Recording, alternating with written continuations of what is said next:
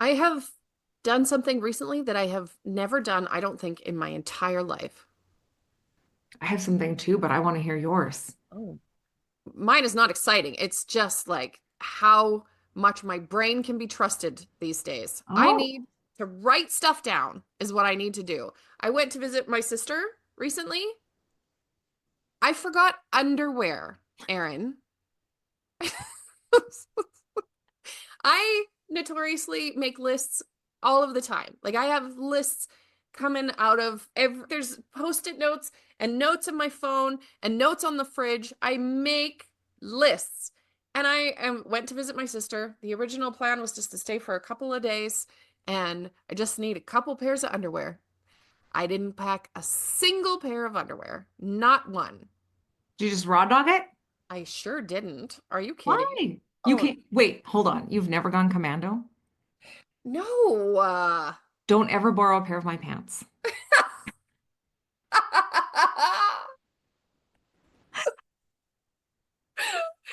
Would you borrow your sister's underwear? No. I wouldn't either. I just was wondering. If she had brand new underwear that still had tags on it, yes, I would. What did you Uh, end up doing? we just went to some. Here's the part is that is super annoying is that I have more underwear than I can wear in a week, even at home. I have so much underwear. So then I was like extremely angry that I needed to buy more underwear because I have so much here. Okay. So I was like, we are going to the discount store of discount stores and we are buying underwear that's going to barely function as underwear because that's what I need. No, no, your underwear is so important. It sets the tone for all the things. Do you have underwear that's older than 5 years? I just did a purge, right, during the financial Yeah. spring cleaning challenge. So I feel like I don't timestamp them, so I'm not sure exactly. Best before August 2020. But I did have a number of pairs of underwear that needed to go, like that Okay, had good. holes and were raggedy and stuff. So Okay, I good. would say I'm pretty good. I'm in pretty good shape right now.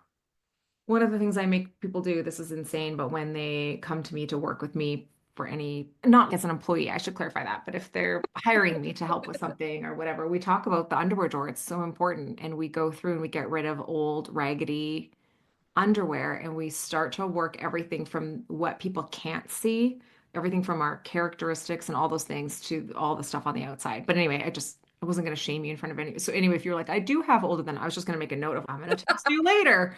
Um, but I think it's so important. And I think having your underwear, this was not where this podcast was going to go today, but not having them all shoved in it, like they need to be organized and beautiful and colorful and or whatever appeals to you, whatever style you have, needs to be like it's got to be presented well for you because it's the first thing that you wear and it's something that only you get to know about, you and maybe Nick and your cats. Probably the cats.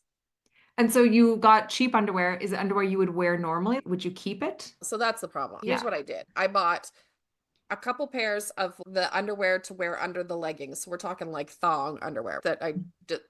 They're not good. They were so not good. They were like, I complained about them the entire time, okay, that I was wearing them. But I did get some like larger, the bigger, more coverage granny panties also. Oh God, I hate the word panties.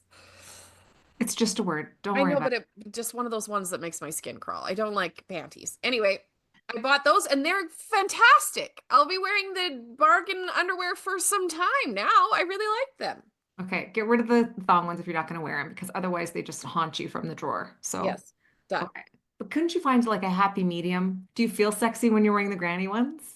I feel very comfortable because yeah, they don't look bad. They're Oh, not bad. okay. They're not Okay. bunchy and baggy. They're super comfortable. I wouldn't keep them if they weren't. Okay. Okay.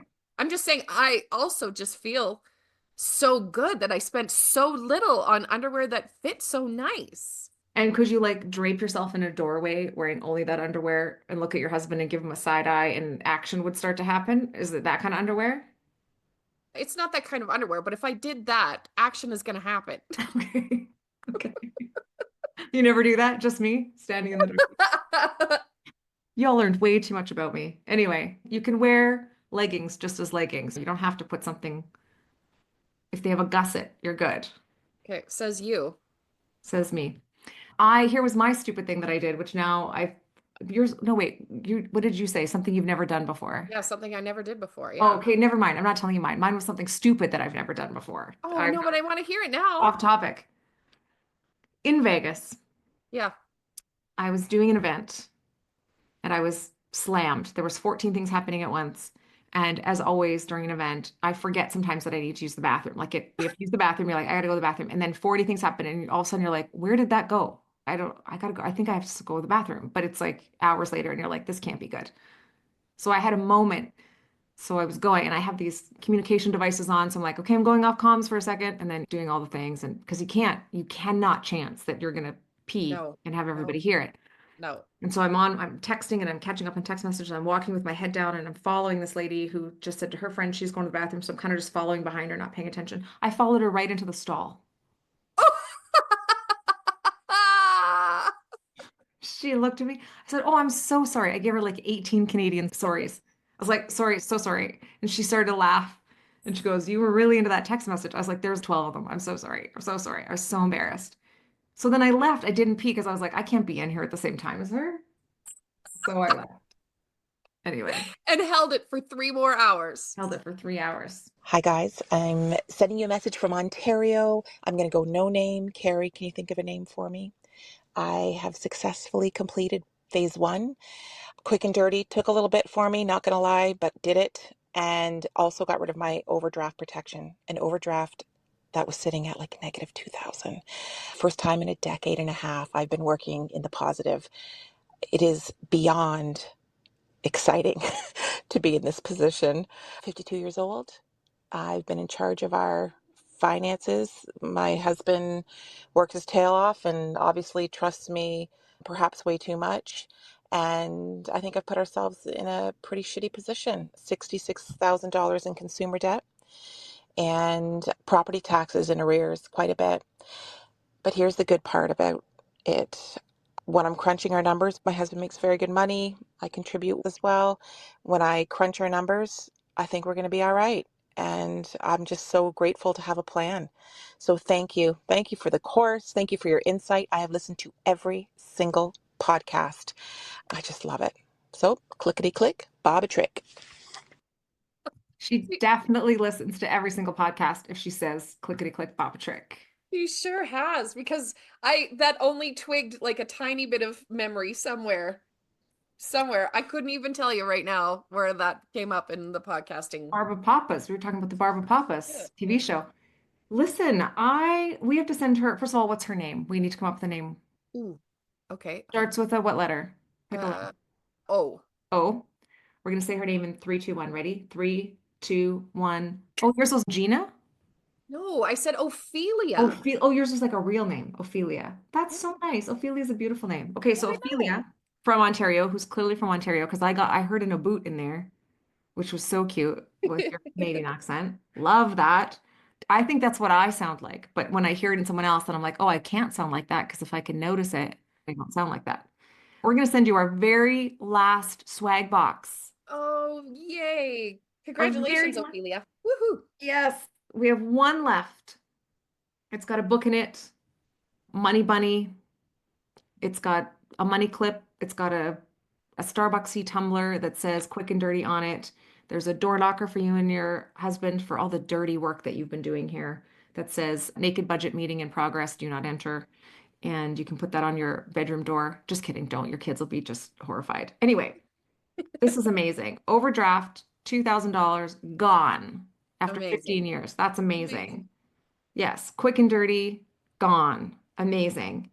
52 years old. You don't sound 52, so I'm going to have to card you on that because I don't know if I believe you. But $66,000 in consumer debt, I got to tell you, if you've got good income, like you said, it's not the end of the world. You are going to be able to do this. And I'm so very proud of you, first of all, for doing the program and for updating us on how you're doing. We're going to expect regular updates from you because Mhm. Keri loves those voicemails more than anything.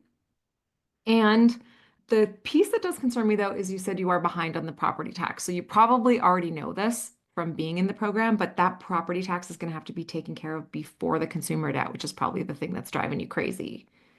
But anytime we owe the government money, whether it be the municipal government, the provincial government, the state government, the federal government, you got to pay them first. They will mess you up. They can garnish, they can put liens, they can do all kinds of things that can really limit you financially. So you're going to have to figure out how to pay them. Now, sometimes you can go on a payment plan situation with them. So you're going to get ahead of it however you can. And I'm sure you're already on it, but that's going to be really important to do. I felt it when she said that she's got $66,000 in debt. That is ouchy. It's very ouchy. It's very ouchy. We feel your ouch, Big time. Ophelia. Yeah. Okay, so here's a couple of things that happen when we don't pay our property taxes. You could lose your home. So unpaid property taxes can lead to a tax lien. Governments can seize and sell your home to recover that debt. You don't even need to owe a huge amount. Like just being behind can start that process. That gets very scary. Penalties and interest grow really fast. Delinquent taxes, they rack up the heftiest penalties, sometimes 18 to 24% per year, depending on your location. Not where you live necessarily, Ophelia, but in other parts of the world. The longer you wait, the worse it gets. And then a small problem is a very big one. Your mortgage lender could step in. So your lender might pay the taxes for you to protect their investment and then bill you for it. So that could cause your monthly mortgage payments to skyrocket, or it could put your loan into default. It does affect your credit and future borrowing. So when the tax doesn't necessarily show up on your credit report, the liens or the legal actions will, making it harder to get approved for loans or lines of credit in the future. And by paying them first, you're protecting your long-term investment. You've worked hard for your home, and catching up on taxes is part of protecting your equity and your family stability and your financial future. And it can also affect your insurance if you don't get it done properly. And then that affects your home because if something happens, you're just exacerbating a bigger problem. So we want to get that paid first. So I love that you did the overdraft. That feels great. I love that you've got that quick and dirty together. That's great. But the next thing that we're going to tackle is that property tax, whether it be you're setting it up in installments, which you probably did, but just in case you didn't, that's your nudge.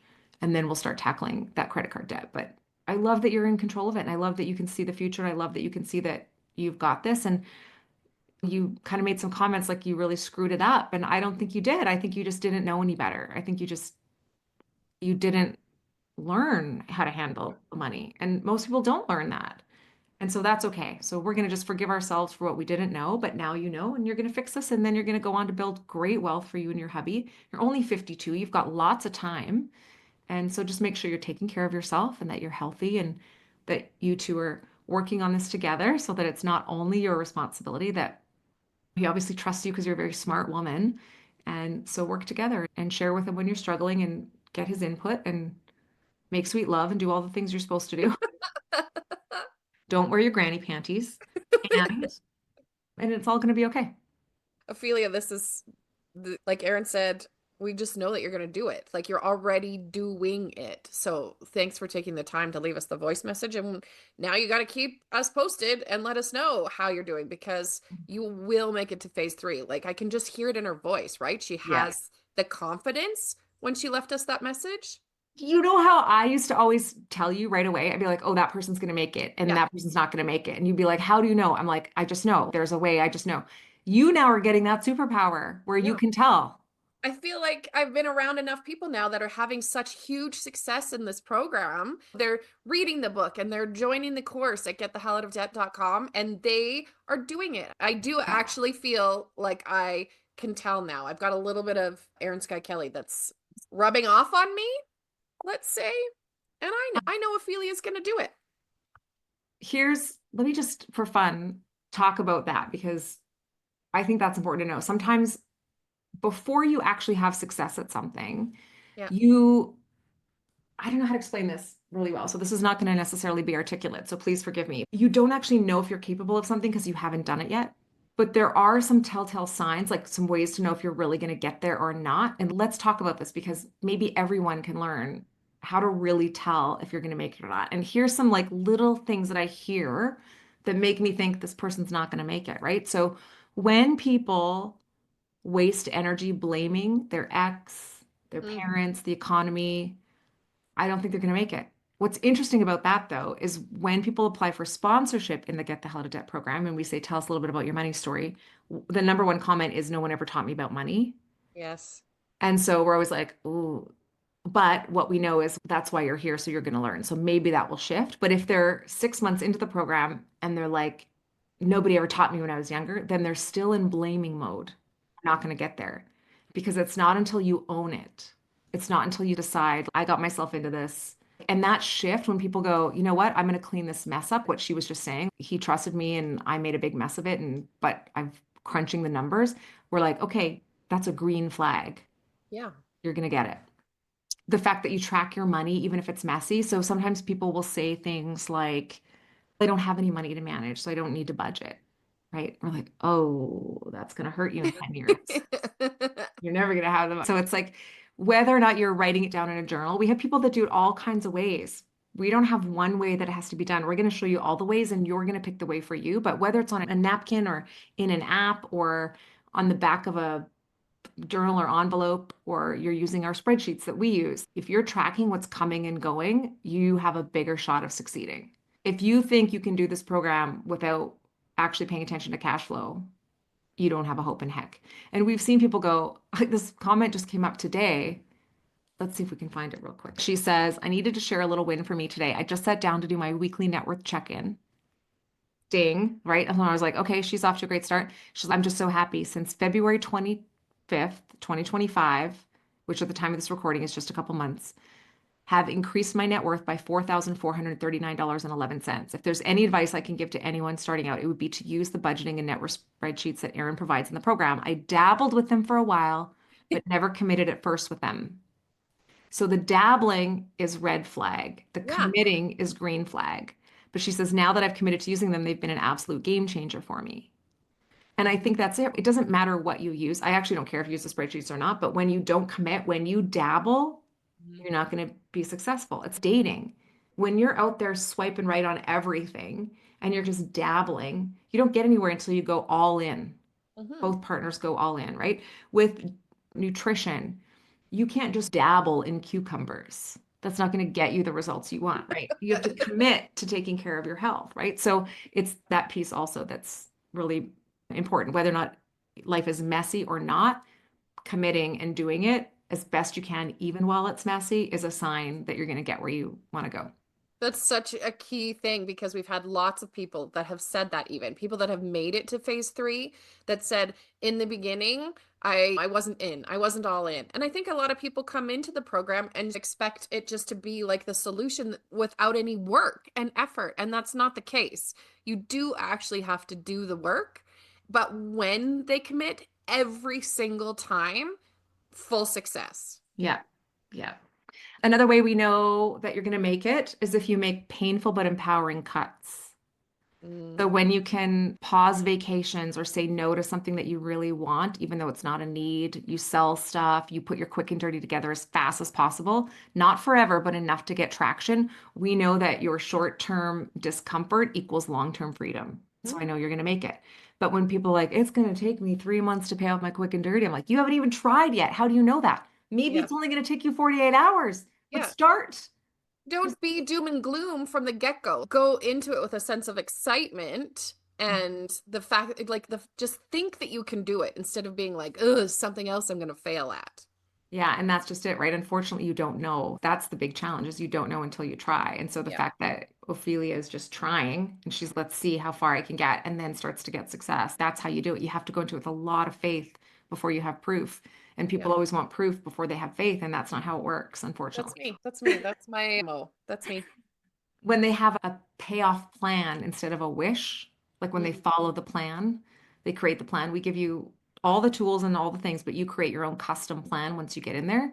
And then when you're watching the phase 2 videos, we're like, okay, pick your plan, know your numbers, set a timeline. And when people do that, they have direction. When people are like, I'm going to wait and see what happens, or I'm going to wait until payday before I make that decision, we're not going to get there. You got to be really clear. And what's cool is you have to decide ahead of time. If you have $1,000 coming to you and you don't know where you're going to put it before it hits the account, and you just put it in the account, guess what? You're going to look and it's going to be $400. So the minute it hits the account, put it where you intend, make your target and hit it, get it out of your life so that you can make progress, because that's going to make a big difference too. And then the other thing we know about people who are successful in this program is that if you work on your beliefs in Mm. addition to your budget, you're going to get way further ahead. So that's why this is not just about money, it's about all the other pieces, right? Shame, guilt, scarcity. That's why we have Naked Money Meetings, which is a book that I wrote that talks about the 8 different spiritual money blocks, why you're doing why you're doing things the way you're doing them, why you're wired to do them that way, and what you can do if you want to rewire those old beliefs to have a different result. So we talk about beliefs just as much as we talk about budget here. And then celebrating quick wins, like really going after something, even though selling your old roller skates on Facebook Marketplace for $20 isn't going to solve your financial dilemma, but it brings you $20 today and you take action immediately. Those little quick wins add up huge in the long run. So when people are able to look at the little tiny things in addition to the big things, like when Ophelia said, I paid off my overdraft, it was 2 grand. It's only 2 grand of her $66,000 debt, not including property taxes. It's a small amount. But when she did it, you hear the relief in her voice. She's for the first time in a decade and a half, that's huge. And that momentum is a powerful antidote to overwhelm. Yeah. And then surrounding themselves with support, right? So we know just by even joining the program or participating in the program, posting in our social media group, sharing wins, sharing successes. Like some people pay off a credit card and they don't say anything to anybody, and that's okay. You don't have to. But the ones that do, hey guys, I paid off credit card, and we can rally around them and celebrate them. We know they're going to get further faster because they're not hiding in the shame of having the credit card in the first place. And then lastly, they think long term. We know when you can look ahead, just like she did when she's talking about crunching the numbers, I think we're going to be okay, but she's not letting her foot off the gas. She's not going, oh, we're going to be okay, so it's fine. I Yeah. know we're going to be okay, but I'm getting rid of these property taxes first, or I'm getting rid of that kind of pressure is so important because whether or not you're thinking about being debt free one day or traveling or owning a fancy home, it's not just about wanting less debt, it's about wanting more life. And so when you can keep that focus on the big picture and the things that are important, we know that you're going to win. I can't wait to see what Ophelia does. We have a lot of people that write us, and they're even in worse circumstances than Ophelia. They have 6 figures worth of consumer debt that they've got to pay off. And it does seem insurmountable, right? Those are big numbers.